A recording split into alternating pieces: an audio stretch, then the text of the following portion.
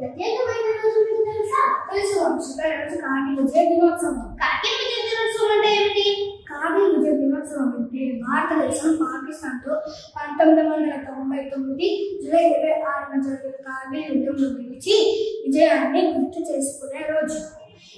అవును, ఈ యుద్ధంలో భారత సైనికులు ఎంతో ధైర్యంగా పోరాడి పాక్ దండగులను తరిమి కొట్టి కార్గిల్ ప్రాంతాన్ని తిరిగి స్వాధీనం చేసుకున్నారు. యుద్ధంలో భారత సైనికుల త్యాగం, వీరత్వం మనకు గర్వకారణం. అందుకే ఈ యుద్ధంలో సుమారు 527 మంది సైనికులు వీరమరణం పొందారు.